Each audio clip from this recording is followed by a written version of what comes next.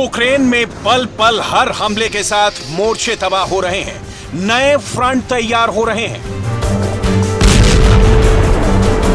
बहुत धमाके हुए, कोने कोने पर बारूदी सुरंगें फटी।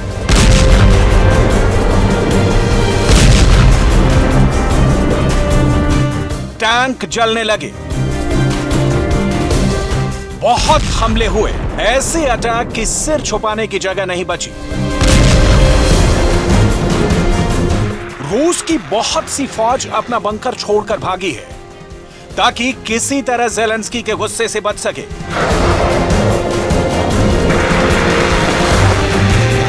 यूक्रेन में खेरसॉन वाले मोर्चे पर पुतिन की हालत इतनी खराब हो चुकी है कि अब उन्हें एक तो नहीं बल्कि 10 गुना लगान देना पड़ेगा।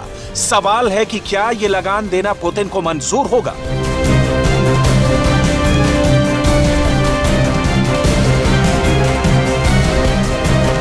यूक्रेन में युद्ध के बीच अब रोज हजारों बम धमाके हो रहे हैं, जब पुतिन रोज मिसाइल से हमला कर रहे हैं।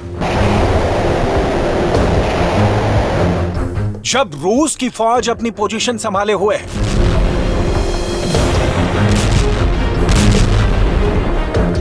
तब पुतिन से लगान वसूलने की बात क्यों हो रही है? तो इसका जवाब यूक्रेन के युद्ध में छुपा है।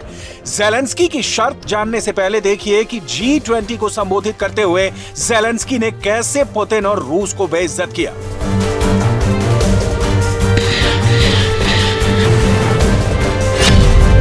ज़ेलेंस्की ने G20 को G19 बताया, यानी ज़ेलेंस्की ने इस ग्रुप से रूस को बाहर कर दिया और बता दिया कि इस अंतर्राष्ट्रीय गुट में रूस के लिए कोई जगह नहीं है। Це у своєму зверненні до учасників саміту G19 в Індонезії.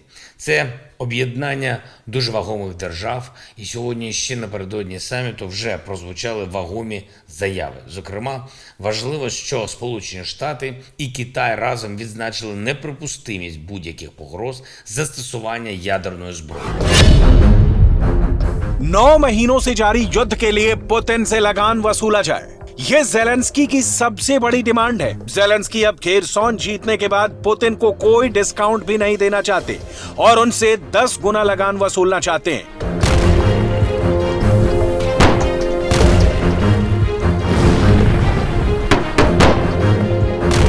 जाहिर है कि ज़ेलेंस्की बहुत गुस्सा है।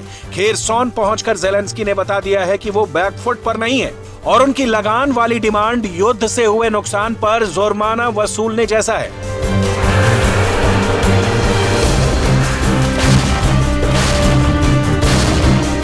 यूक्रेन युद्ध में अब रूस से निपटने के लिए ज़ेलेंस्की ने अपना एजेंडा फाइनल कर दिया है। ज़ेलेंस्की खेरसॉन वाला हौसला बुलंद रखना चाहते हैं।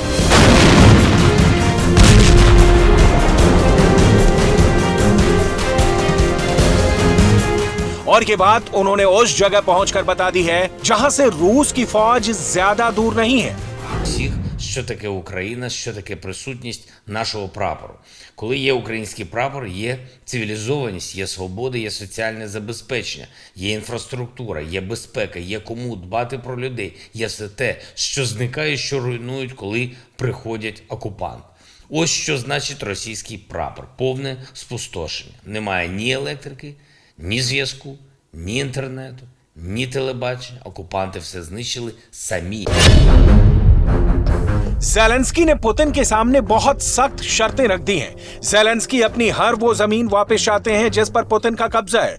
ज़ेलेंस्की का कहना है कि युद्ध अपराध के लिए रूस की सेना पर मुकदमा चलना चाहिए।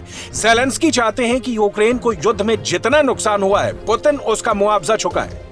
ООН, наші дипломати дуже довго працювали з партнерами, щоб погодити і ухвалити дві дуже важливі резолюції. Перша з них сьогодні підтримана щодо створення міжнародного компенсаційного механізму, який дозволить відшкодувати усі збитки, завдані російською війною, причому за рахунок російських же активів.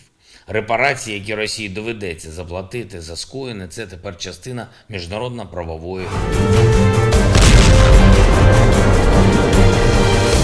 सबसे खास बात यह है कि ज़ेलेंस्की की डिमांड पर संयुक्त राष्ट्र ने मुहर लगा दी है। संयुक्त राष्ट्र महासभा ने एक ऐसे प्रस्ताव को मंजूरी दी है जिसमें कहा गया है कि रूस को यूक्रेन पर हमला करके तबाह करने पर भुगतान करना चाहिए और अंतर्राष्ट्रीय कानून का उल्लंघन करने के लिए जवाबदेह ठहराया जाना चाहिए।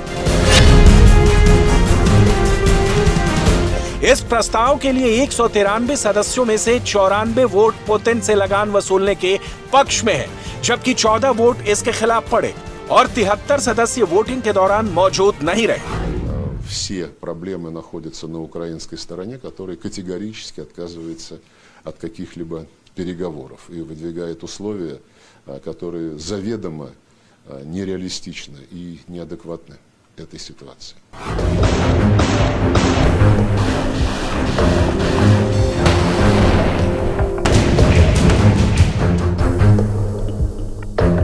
पुतिन ने 23 फरवरी की रात से जब से युद्ध शुरू किया है, संयुक्त राष्ट्र महासभा में उनके या कहें कि रूस के खिलाफ 5 प्रस्ताव रखे गए हैं।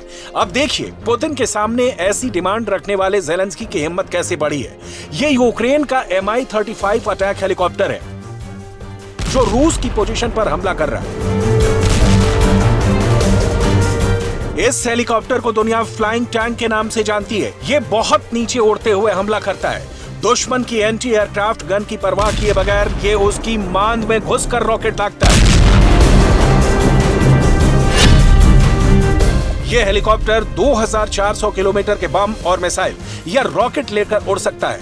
यह हेलीकॉप्टर 330 किलोमीटर प्रति घंटे की रफ्तार के साथ उड़ सकता है। इसमें 23 मिलीमीटर की गन लगी हुई है जो बख्तरबंद गाड़ियों को भेज सकती है।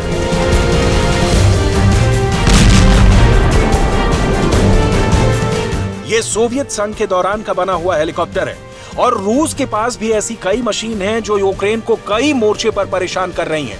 हालांकि वो यूक्रेन की एयर डिफेंस मिसाइलों का निशाना भी बने। रूस के पास 60 के करीब Mi-35 हेलीकॉप्टर हैं जो यूक्रेन युद्ध में पूरी तरह झोंक दिए गए हैं। रूस के पास Mi-35 का दूसरा वर्जन Mi-24 भी है और पुतिन के पास ऐसे 120 अटैक हेलीकॉप्टर हैं।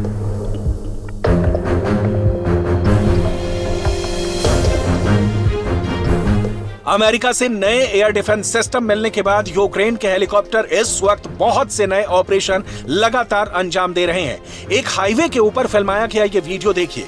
यूक्रेन के Mi-17 हेलीकॉप्टर कितनी नीची उड़ान भरकर अपनी मंजिल की तरफ बढ़ रहा है।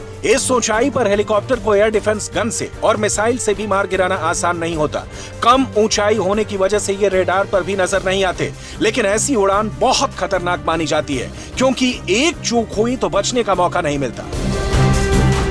Проти зла, але вже визначало увесь подальший хід подій.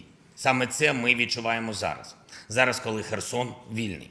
Щоб звільнити всю нашу землю від рашистів, нам доведеться воювати ще деякий час. Воювати, але якщо перемога все одно буде за нами, і ми в цьому впевнені, то хіба не варто спробувати реалізувати нашу формулу миру?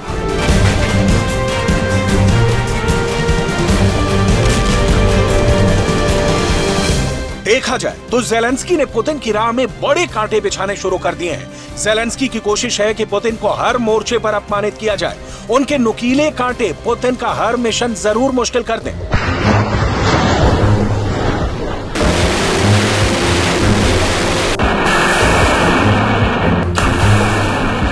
यही वजह है कि ज़ेलेंस्की की फौज अब पुतिन की सेना के हर मूवमेंट पर पैनी नजर रखे हुए है। पुतिन की फौज को रोकने के लिए अब ज़ेलेंस्की ने साम, दाम, दंड, भेद सब कुछ अपनाना शुरू कर दिया है। पुतिन की फौज जहां जहां आगे बढ़ रही है, ज़ेलेंस्की ने वहां बारूदी सुरंग बिछाने शुरू कर दी है। ऐसे बारूदी सुरंग और ड्रोन हमलों में पुतिन को क्या नुकसान हो रहा है, वो अब धमाके वाले वीडियो देखिए।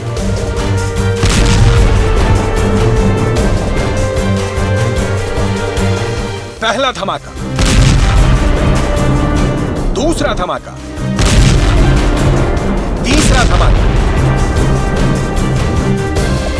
चौथा धमाका,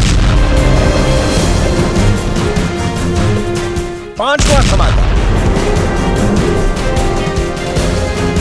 छठा धमाका, सातवां धमाका, आठवां धमाका, नवा धमाका और 10वां धमाका। देखिए कैसे रूस का एक टैंक हमले के बाद जलने लगा। एक टैंक जब इस तरफ हटता है तो उसमें सवार फौजियों के जिंदा बचने की कोई गुंजाइश नहीं बचती। इसलिए नुकसान तो पुतिन को भी बहुत ज्यादा उठाना पड़ा है। अभी ज़ेलेंस्की बहुत जोश में है क्योंकि यूक्रेन का रक्षा मंत्रालय उन्हें रोज ऐसे आंकड़े दे रहा है जिस पर पूरी दुनिया भी यकीन नहीं कर पा रही। यूक्रेन के रक्षा मंत्रालय का दावा है कि उसने इस युद्ध में अब तक रूस के 81,000 से ज्यादा सैनिक मारे हैं। ये युद्ध का 9वां महीना है, यानी हर महीने पुतिन के 8 से 9,000 सैनिक मारे जा रहे हैं।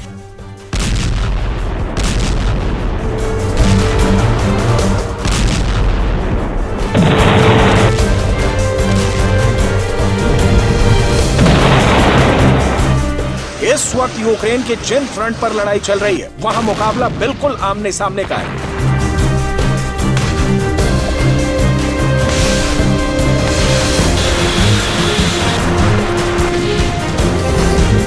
जंगलों के बीच लड़ाई चल रही है, खाली हो चुके रिहायशी इलाकों में गोलीबारी हो रही है।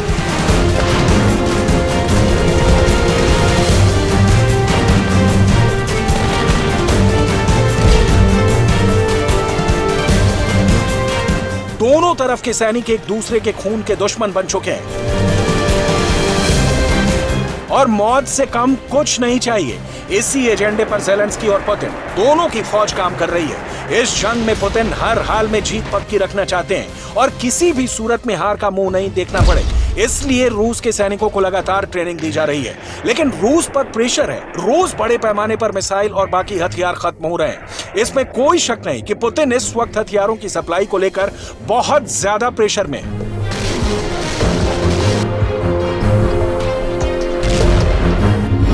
यूक्रेन का दावा है कि रूस के 2,800 से ज्यादा टैंक तबाह कर दिए गए हैं। बख्तरबंद गाड़ियों की तादाद 5,600 से ज्यादा है। पुतिन की 1,800 से ज्यादा तोप और बाकी आर्टिलरी खत्म की जा चुकी है। ज़ेलेंस्की रूस की तरफ से दागी गई करीब 400 क्रूज मिसाइल भी गिरा चुके हैं। ये सब आंकड़े ज़ेलेंस्की के हैं, लेकिन इसमें 50% बात भी अगर सच है तो ये पुतिन की फौज के लिए बड़े शॉक की तरह है।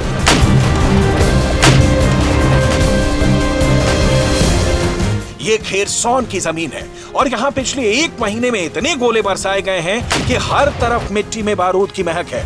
यूक्रेन और रूस के बीच यहाँ ऐसा खतरनाक युद्ध हुआ है कि दोनों तरफ लाशों का गिनना बंद कर दिया गया है। पुतिन ने ज़ेलेंस्की को घुटनों पर लाने की बहुत कोशिश की, लेकिन ज़ेलेंस्की ने खेरसॉन में गेम पलट दिया। आप ज़ेलेंस्की के कुछ और आंकड़े देखिए। यूक्रेन का दावा है कि रूस के करीब 400 मल्टी रॉकेट लॉन्चर तबाह कर दिए गए हैं। 200 से ज्यादा एयर डिफेंस सिस्टम भी खत्म कर दिए गए हैं। करीब 4,500 मिलिट्री व्हीकल को धमाके से उड़ा दिया गया। 16 नेवल शिप तबाह कर दिए गए। यूक्रेन रूस के 278 फाइटर जेट भी गिरा चुका है। रूस के 250 से ज्यादा हेलीकॉप्टर भी तबाह हो चुके हैं, जबकि 1,500 से ज्यादा ड्रोन पुतिन भी गंवा चुके हैं। В тимчасово зайнятих ворогом населених пунктах Каховка, Таврійськ і Нова Каховка Херсонської області спостерігається зменшення кількості особового складу противника. У містах залишається мінімальна кількість окупантів. По вулицях пересуваються патрулі. ज़ेलेंस्की की फौज ने खेरसॉन से एक और वीडियो भेजा है जिसे आपको जरूर देखना चाहिए। इस वीडियो में रूस की सेना के हेलमेट पड़े हुए हैं। ये नाइपर नदी का किनारा है और यहाँ रूस की फौज का सामान बिखरा हुआ है। रूस की फौज के हेलमेट बताते हैं कि यहाँ सैकड़ों रूसी फौजी किसी तरह जान बचाकर नदी की दूसरी तरफ भागे हैं। यहाँ रूसी सैनिकों की जैकेट भी पड़ी हुई है और उनके कई हथियार भी देखे जा सकते हैं। खेरसॉन नाइपर नदी के दोनों तरफ बटा हुआ है और नदी के दोनों तरफ कंट्रोल रखना पुतिन के लिए बड़ी चुनौती रही है। यूक्रेन ने इस इलाके में अक्टूबर की शुरुआत से ही बहुत तेज हमले करने शुरू कर दिए थे। ज़ेलेंस्की की फौज ने नाइपर नदी पर बने पुल पर कई सटीक हमले किए। इसमें यूक्रेन ने HIMARS multi rocket launcher system का इस्तेमाल किया और हालात ऐसे बन गए कि रूस के लिए अपना मोर्चा बचाना मुश्किल हो गया। रूस की सप्लाई लाइन कटने लगी और इसी वजह से पश्चिमी खेरसॉन में रूस की पोजीशन कमजोर पड़ गई। Одне з найважливіших міст півдня нашої країни і єдиний обласний центр, який Росії вдалося захопити після 24 лютого. І ось Херсон вже вільний. Що це означає? Ця визвольна операція наших сил оборони є для України аналогією багатьох битв минулого, які були переломними моментами у війнах. इसमें कोई शक नहीं कि रूस के सामने यूक्रेन की फौज ने बहुत दम दिखाया। भले ही नेटो की मदद से सही, लेकिन पुतिन की बहुत बड़ी फौज से यूक्रेन की सेना लगातार लड़ रही है। पुतिन ने जरूर यूक्रेन के 4 टुकड़े कर दिए हैं, लेकिन ज़ेलेंस्की की फौज अब भी डटी हुई है। ऐसे में पुतिन के सामने संकट नई फौज तैयार करने का है, यानी नंबर्स। किसी भी युद्ध में आंकड़े बहुत मायने रखते हैं। डॉनबास हार चुके ज़ेलेंस्की के पास इस वक्त बाकी शहर, खासकर कीव और खार्किव को बचाए रखने का बहुत बड़ा जिम्मा है। साथ में खेरसोन पर वापस कब्जे वाला हौसला भी बुलंद है। फिलहाल पुतिन की कोशिश है कि किसी भी तरह डॉनबास में नई फौज को तैनात करके वो आगे के मिशन के लिए अपनी बेहतरीन फौज से दबाव कुछ कम करे।